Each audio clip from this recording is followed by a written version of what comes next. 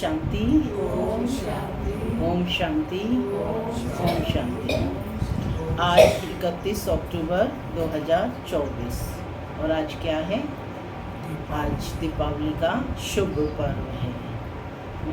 तो बाबा कहते कि तुम सब आत्माओं का दीपक एक दीपक राज परमपिता शिव परमात्मा ने जगाया है। सब आत्माओं की ज्योति जग गई है।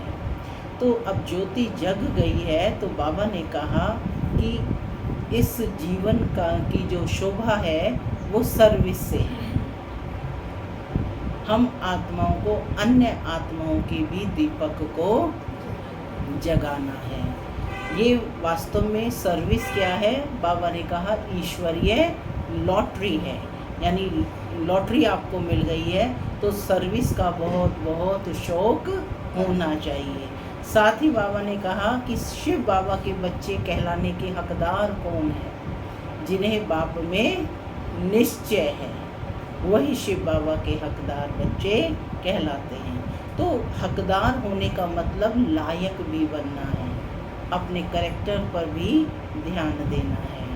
तो बाबा ने कहा कि ईश्वरीय गुणों को धारण करो। आज बाबा ने ईश्वरीय मत और मनुष्य मत को भी स्पष्ट किया है। तो हमें किस मत पर चलना है? ईश्वरीय मत पर। सुनते हैं आज के डायरेक्ट ईश्वरीय महावाक्य। ओम शांति। बाबा कहते मीठे बच्चे ऑर्डर करो कि हे भूतों तुम हमारे पास आ नहीं सकते। ऑर्डर करो कि हे भूतों तुम हमारे पास आ नहीं सकते। तुम उनको डराओ तो वे भाग जाएंगे। भूतों को डराओ तो वे भाग जाएंगे। आज की मुरली से प्रश्न है, ईश्वरीय नशे में रहने वाले बच्चों के जीवन की शोभा क्या है? ईश्वरीय नशे में रहने वाले बच्चों के जीवन की शोभा क्या है? क्या है शोभा?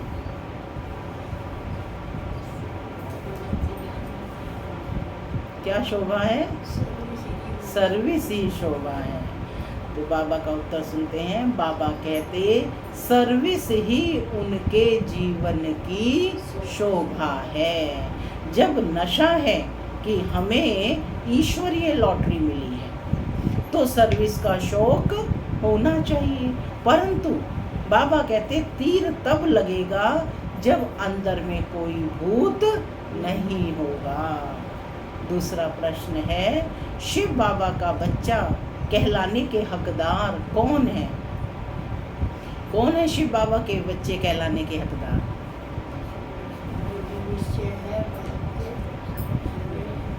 हाँ, तो बाबा कहते कि जिन्हें निश्चय है कि भगवान बाप हमारा बाप है। भगवान कौन है? हमारा बाप है। हम ऐसे ऊंचे ते ऊंचे बाप के बच्चे हैं।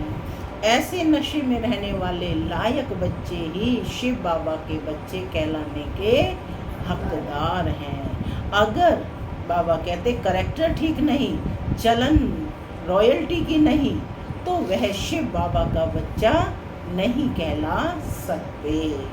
ओम शांति। माना मैं आत्मा शांत स्वरूप हूँ, शांति मेरा स्वधर्म है।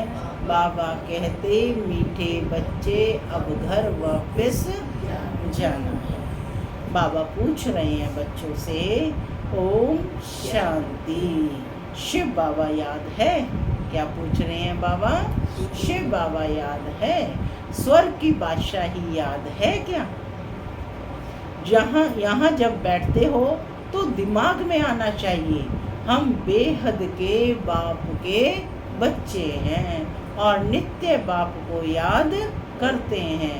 याद करने बगैर हम वर्षा ले नहीं सकते। बाबा पूछ रहे हैं काहे का वर्षा? किस चीज़ का वर्षा? पवित्रता का। तो उसके लिए ऐसा पुरुषार्थ करना चाहिए। कभी भी कोई विकार की बात हमारे आगे आ नहीं सकती। सिर्फ विकार की भी बात नहीं, एक भूत नहीं परंतु कोई भी भूत आ नहीं सकता। ऐसा शुद्ध अहंकार रहना चाहिए। बहुत ऊंचते ऊंच भगवान के हम बच्चे भी ऊंचते ऊंच ठहरे ना। बातचीत चलन कैसी रॉयल होनी चाहिए। बाप चलन से समझते हैं कि यह तो बिल्कुल ही बर्थ नॉट ए पैनी है, माने कोड़ी तुल्य है, मेरा बच्चा कहलाने का हकदार नहीं है। लौकिक बाप को भी नालायक बच्चे को देखकर अंदर में ऐसा होता है ना, यह भी बाप है। बच्चे जानते हैं कि बाप हमको शिक्षा दे रहे हैं, परंतु कोई कोई ऐसे हैं जो बिल्कुल समझते नहीं है। बेहद का बाप हमको समझा रहे हैं कि वह निश्चय नहीं, नशा नहीं। तुम बच्चों का दिमाग कितना ऊंच होना चाहिए। हम कितने ऊंच बाप के बच्चे हैं। बाप कितना समझाते हैं, अंदर में सोचो। हम कितने ऊंचते ऊंच बाप के बच्चे हैं। हमारा कैरेक्टर कितना ऊंच होना चाहिए। जो इन देवी देवताओं की महिमा है वह हमारी होनी चाहिए। प्रजा की थोड़ी ही महिमा है, एक लक्ष्मी नारायण को ही दिखाया है, तो बच्चों को कितनी अच्छी सर्विस करनी चाहिए। इन लक्ष्मी नारायण दोनों ने यह सर्विस की है ना। दिमाग कितना ऊंचा चाहिए। कई बच्चों में तो कोई फर्क ही नहीं, माया से हार खा लेते हैं तो और ही जास्ती बिगड़ जाते हैं। नहीं तो अंदर में कितना नशा रहना चाहिए। हम बेहद के बाप के बच्चे हैं। बाप कहते हैं सबको मेरा परिचय देते रहो। क्या कहा बाबा ने? सबको मेरा परिचय देते रहो। तो आज जो है किसी न किसी आत्मा की ज्योत जगानी है, परिचय देना है। सर्विस से ही शोभा पाएंगे बच्चे। शोभा कैसे पाएंगे? मान किन का होगा? जो सर्विस करेंगे, तभी बाप के दिल पर चढ़ेंगे। बच्चा वह जो बाप के दिल पर चढ़ा हुआ हो। बाप का बच्चों पर कितना लव होता है। बच्चों को सिर पर चढ़ाते हैं। कितना लव होता है कि उसको सिर पर चढ़ाते हैं, बिठाते हैं। इतना मोह होता है, परंतु वह तो है हद का मायावी मोह। यह तो है बेहद का। ऐसा कोई बाप होगा जो बच्चों को देख खुश ना हो? होगा ऐसा कोई बाप? माँ बाप को तो अथाह खुशी होती है। यहाँ जब बैठते हो तो समझना चाहिए कि बाबा हमको पढ़ाते हैं। बाबा हमारा ओबीडिएंट टीचर है। बेहद के बाप ने जरूर कोई सर्विस की होगी, तब तो गायन है ना। कितनी वंडरफुल बात है, कितनी उनकी महिमा की जाती है। यहाँ बैठे हो तो बुद्धि में नशा रहना चाहिए। सन्यासी तो है निवृत्ति मार्ग वाले, उन्हों का बाबा कहते धर्म ही अलग है। यह भी अब बाप समझाते हैं। तुम थोड़े ही जानते थे सन्यास मार्ग को। तुम तो गृहस्थ आश्रम में रहते, भक्ति आदि करते थे, तुमको फिर ज्ञान मिलता है। उनको तो ज्ञान मिलने का है नहीं। तुम कितना ऊंच पढ़ते हो और बैठे कितने साधारण हो। पढ़ाई कितनी ऊंच पढ़ रहे हो, मनुष्य से देवता बनने की, और बैठे कैसे साधारण हो। तो बाबा कहते कितने साधारण बैठे हो नीचे। दिलवाड़ा मंदिर में भी तुम नीचे तपस्या में बैठे हो। ऊपर में बैकुंठ खड़ा है। दिलवाड़ा मंदिर देखा ना, उसमें ऊपर में बैकुंठ यानी स्वर्ग दिखाया है। ऊपर बैकुंठ को देख मनुष्य समझते हैं कि स्वर्ग ऊपर ही होता है। तो तुम बच्चों के अंदर में ये सब बातें आनी चाहिए कि यह स्कूल है, हम पढ़ रहे हैं। कहाँ बैठे हैं? स्कूल में, और हम पढ़ाई पढ़ रहे हैं। कहाँ चक्कर लगाने जाते हो तो भी बुद्धि में ये ख्यालात चले तो बाबा कहते बहुत मज़ा आएगा। बेहद के बाप को तो दुनिया में कोई भी नहीं जानते। बाप के बच्चे बनकर और बाप की बायोग्राफी को ना जाने तो ऐसे बच्चों को क्या कहा जाएगा? क्या शब्द दे रहे हैं बाबा? ऐसा भुट्टू कभी देखा है क्या। न जानने के कारण कह देते हैं वह सर्वव्यापी है। भगवान को भी कह देते आप ही पूज्य, आप ही पुजारी। तुम बच्चों को अंदर में कितनी खुशी होनी चाहिए कि हम कितने ऊंच पूज्य थे, फिर हम ही पुजारी बने हैं। जो शिव बाबा तुमको इतना ऊंच बनाते हैं, फिर ड्रामानुसार तुम ही उनकी पूजा करते हो। इन बातों को दुनिया थोड़ी ही जानती है कि भक्ति कब शुरू होती है। बाप तुम बच्चों को रोज रोज समझाते हैं। यहाँ बैठे हो तो अंदर में खुशी होनी चाहिए ना। हमको कौन पढ़ाते हैं, कितनी खुशी होनी चाहिए कि हमको कौन पढ़ाते हैं, भगवान आकर हमको पढ़ाते हैं। यह तो कभी सुनना भी नहीं होगा। वह तो समझते हैं कि गीता का भगवान श्री कृष्ण है, तो श्री कृष्ण ही पढ़ाता होगा। अच्छा, श्री कृष्ण भी समझो तो भी कितनी ऊंच अवस्था होनी चाहिए। एक किताब भी है, मनुष्य मत और ईश्वरीय मत। यानी मनुष्य मत क्या है और ईश्वरीय मत क्या है। देवताओं को तो मत लेने की दरकार ही नहीं है। तो ये बुक है, ये किसी ने पढ़ी है, अपने पास है ये, ठीक है। जो पढ़ना चाहते हैं वो लेकर के पढ़ सकते हैं। मनुष्य मत क्या है और ईश्वरीय मत क्या है। देवताओं को तो मत लेने की दरकार ही नहीं है। मनुष्य चाहते हैं ईश्वर की मत। देवताओं को तो मत अगले जन्म में मिली थी, जिससे ऊंच पद पाया। अभी तुम बच्चों को श्रीमत मिल रही है श्रेष्ठ बनने के लिए। किस लिए श्रीमत मिल रही है? श्रेष्ठ बनने के लिए। ईश्वरीय मत और मनुष्य मत में बाबा कहते कितना फर्क है। मनुष्य मत क्या कहती है और ईश्वरीय मत क्या कहती है। तो जरूर ईश्वरीय मत पर चलना पड़े। कोई से मिलने जाते हैं तो कुछ भी ले नहीं जाते, याद नहीं रहता किसको क्या सौगात देनी चाहिए। यह मनुष्य मत और ईश्वरीय मत का कंट्रास्ट बहुत ज़रूरी है। इसमें तुलना करके बताया गया है दोनों के पॉइंट्स कि ईश्वरीय मत क्या है। और तो बाबा कहते हैं ऐसी पुस्तकें जो है दूसरों को आप सौगात में भी दे सकते हैं। तो यह मनुष्य मत और ईश्वरीय मत का कंट्रास्ट बहुत ज़रूरी है। तुम मनुष्य थे तो आसुरी मत थी और अभी ईश्वरीय मत मिलती है। उनमें देखो कितना फर्क है। ये शास्त्र आदि सब मनुष्यों को के ही बनाए हुए हैं। बाप कोई शास्त्र पढ़कर आते हैं क्या? बाप कहते हैं मैं कोई का बच्चा हूँ क्या, मैं कोई गुरु का शिष्य हूँ क्या, पूछ रहे हैं बाबा। जिससे कोई शास्त्र पढ़कर आते हैं क्या?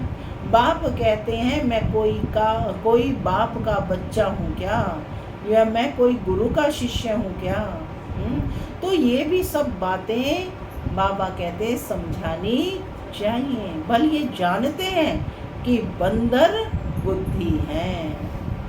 बाबा कह रहे हैं बच्चे कैसे हो गए हैं? बंदर बुद्धि। बाबा देखो जानवर नहीं कह रहा है, लेकिन कहता है कि बंदर बुद्धि है। परंतु मंदिर लायक बनने वाले भी हैं ना। ऐसे बहुत मनुष्य मत पर चलते हैं, फिर तुम सुनाते हो कि हम ईश्वरीय मत पर क्या बनते हैं, वह हमको पढ़ाते हैं। तो बाबा ने क्या सौगात दी है? ईश्वरीय मत की, है ना। तो ऐसे बहुत मनुष्य मत पर चलते हैं, फिर तुम सुनाते हो कि हम ईश्वरीय मत पर क्या बनते हैं। वह हमको पढ़ाते हैं भगवान उवाच। हम उनसे पढ़ने जाते हैं। हम रोज 1 घंटा पौना घंटा जाते हैं, पढ़ने के लिए आते हैं ना रोज। तो ऐसे बाबा कहते बताना है। क्लास में जास्ती टाइम भी लेना नहीं चाहिए। याद की यात्रा तो चलते फिरते हो सकती है, माने 1.5 घंटा 2 घंटे सुनाएंगे तो कौन किस सुनेगा ना। तो बाबा कहते 1 घंटा पौना घंटा काफ़ी है। तो याद की यात्रा तो चलते फिरते हो सकती है। ज्ञान और योग दोनों ही बहुत सहज है। अलफ का है ही एक अक्षर।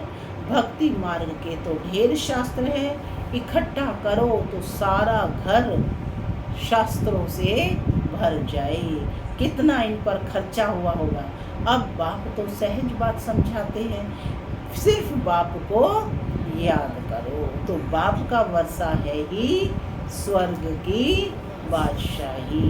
क्या है बाप का वर्षा? स्वर्ग की बादशाही। तुम विश्व के मालिक थे ना, भारत हेवन था ना, क्या तुम भूल गए हो? पूछ रहे हैं बाबा। भारत स्वर्ग था, क्या तुम भूल गए हो? ये भी ड्रामा की भावी कहा जाता है। अब बाप आया हुआ है, हर 5000 वर्ष के बाद बाप आते हैं पढ़ाने। बेहद के बाप का वर्षा जरूर स्वर्ग नई दुनिया का होगा ना। ये तो बिल्कुल सिंपल बात है। लाखों वर्ष कह देने से बुद्धि को जैसे ताला लग जाता है, ताला खुलता ही नहीं। ऐसा ताला लगा हुआ है जो इतनी सहज बात भी समझते नहीं हैं। बाप समझाते हैं एक ही बात, बस बाप एक ही बात समझाते हैं, जास्ती कुछ पढ़ाना नहीं चाहिए।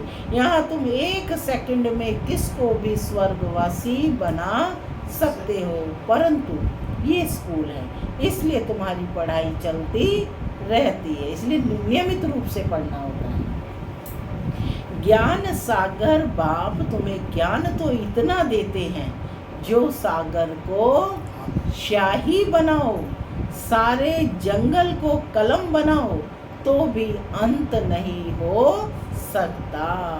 ज्ञान को धारण करते हैं, कितना समय हुआ है? बाबा पूछ रहे हैं ज्ञान को धारण करते कितना समय हुआ है? भक्ति को तो आधा कल्प हुआ।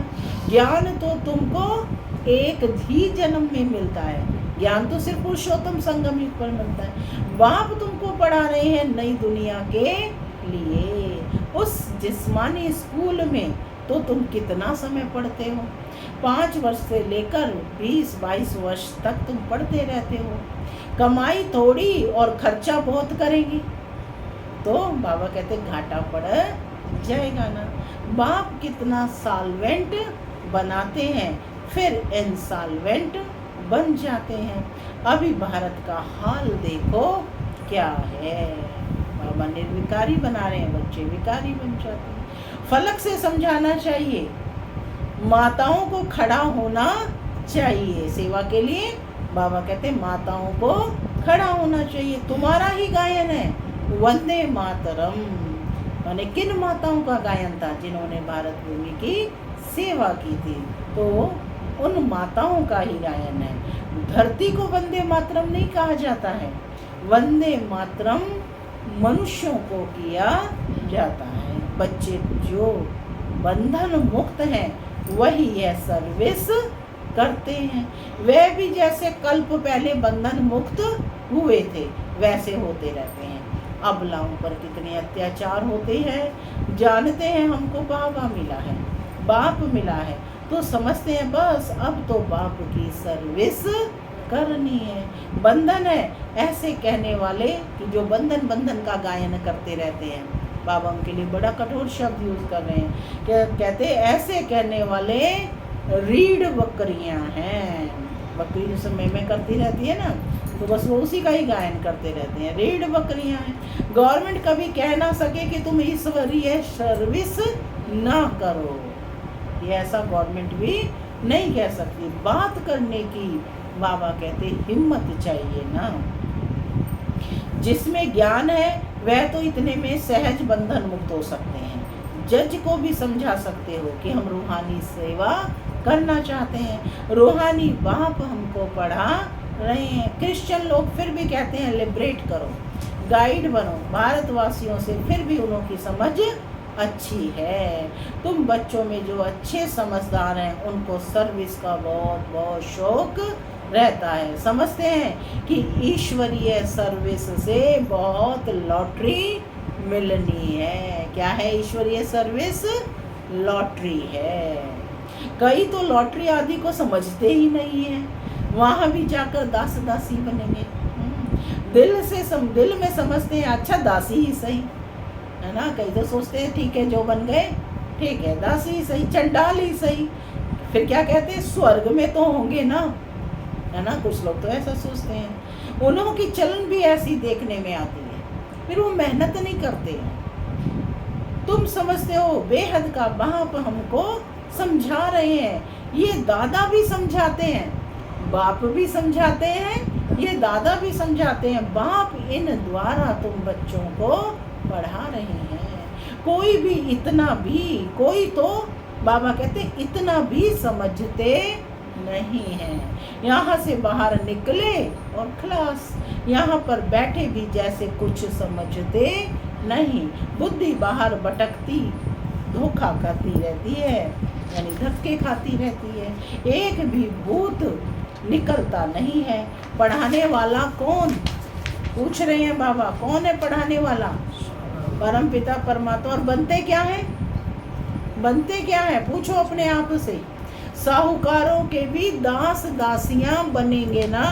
अभी भी साहूकारों के पास कितने नौकर चाकर रहते हैं। सर्विस पर तो एकदम उड़ना चाहिए। कल तो मुरली में बाबा ने क्या कहा था? भोजन कर रहे हैं तो भी सर्विस का शौक होना चाहिए। पहले सर्विस कर, फिर उन पर या तो किसी को वहाँ पर सर्विस के लिए नियुक्त कर, फिर भोजन करना चाहिए। तो बाबा कह रहे हैं आज सर्विस पर तो एकदम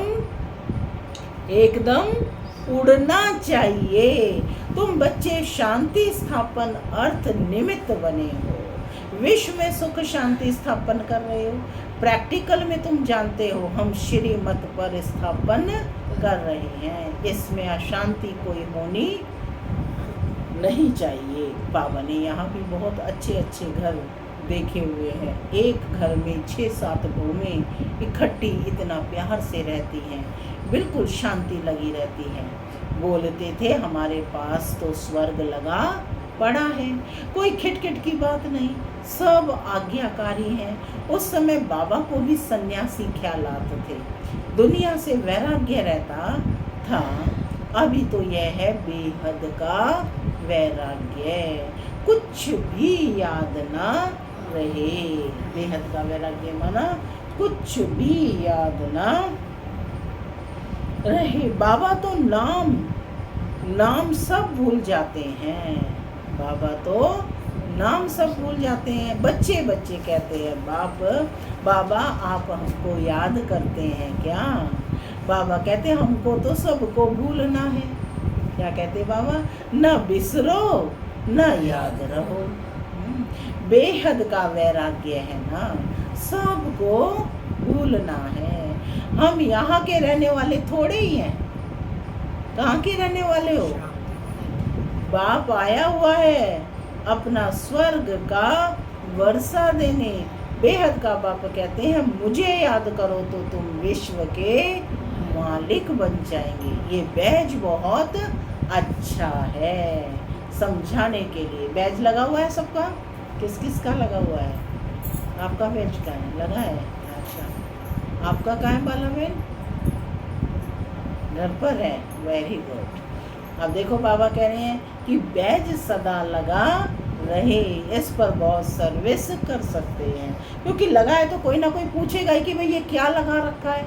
ये जहाँ भी जाते हैं यही लगा होता है, तो पूछेंगे ना तो सर्विस होगी। तो बाबा कहते हैं ये बैज बहुत अच्छा है समझाने के लिए। कोई मांगे तो बोलो, समझ कर लो कि ये कैसे मिलेगा। कई कहते हैं ना हमें अच्छा लगता है, हमें भी ये बैज चाहिए।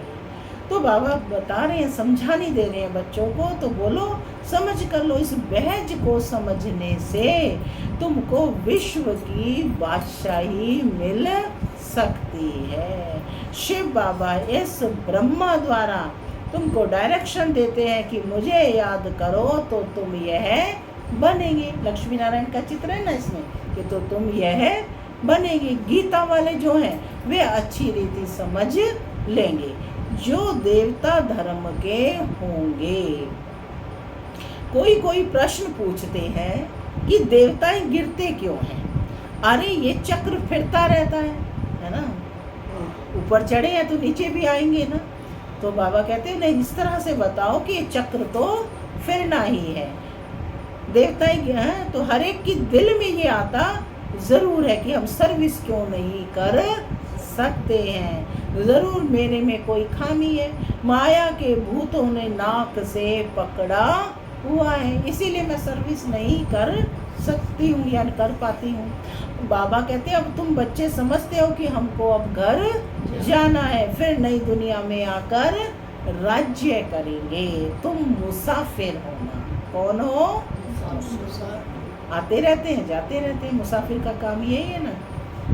इस दुनिया को भी कहा, ये दुनिया क्या है? एक मुसाफिर खाना है, यहाँ आना और जाना है। अब बाबा कहते हैं दूर देश से यहाँ आकर पार्ट बजाते हो।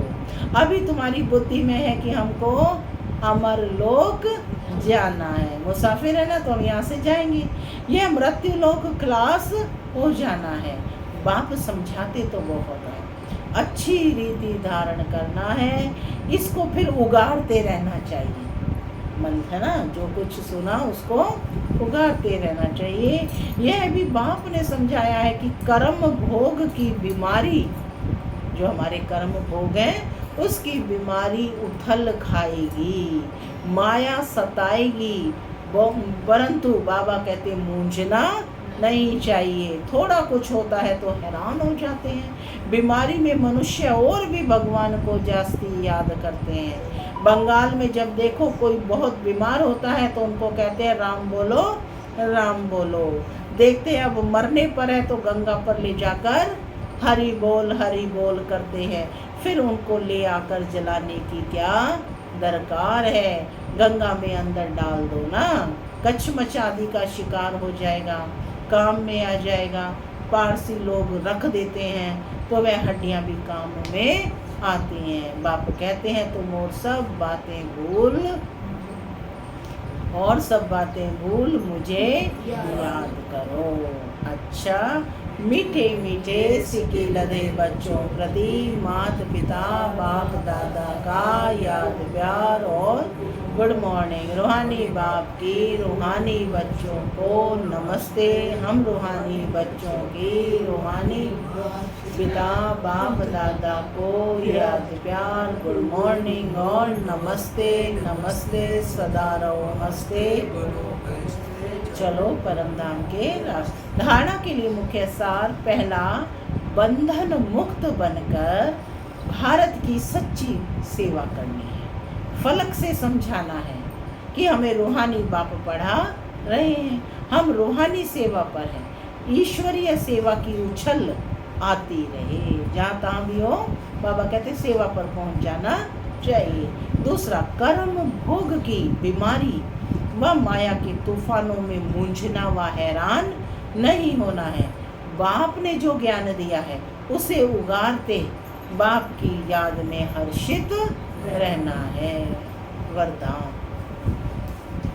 निराकार और साकार दोनों रूपों के यादगार को विधि पूर्वक मनाने वाली श्रेष्ठ आत्मा भव। निराकार और साकार दोनों रूपों के यादगार को विधि पूर्वक मनाने वाली श्रेष्ठ आत्मा भव।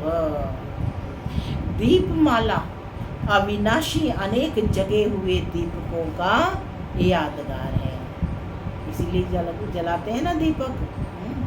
दीपमाला अविनाशी अनेक जगे हुए दीपकों का यादगार है। आप चमकती हुई आत्माएं दीपक की लो मिसल दिखाई देती हो, इसलिए चमकती हुई आत्माएं दिव्य ज्योति का यादगार स्थूल दीपक की ज्योति में दिखाया है। तो एक तरफ निराकारी आत्मा के रूप का यादगार है, दूसरी तरफ आपके ही भविष्य साकार दिव्य स्वरूप लक्ष्मी के रूप में यादगार है। यही दीपमाला देव पद प्राप्त कराती है। लक्ष्मी की पूजन करते हैं ना, सब लक्ष्मी का वाहन करते हैं। तो आप श्रेष्ठ आत्माएं अपना यादगार स्वरूप स्वयं ही मना रहे हो। स्लोगन है, नेगेटिव को पॉजिटिव में चेंज करने के लिए अपनी शुभ भावनाओं को शुभ और बेहद की बनाओ। नेगेटिव को पॉजिटिव में चेंज करने के लिए अपनी भावनाओं को शुभ और बेहद की बनाओ। ओम शांति।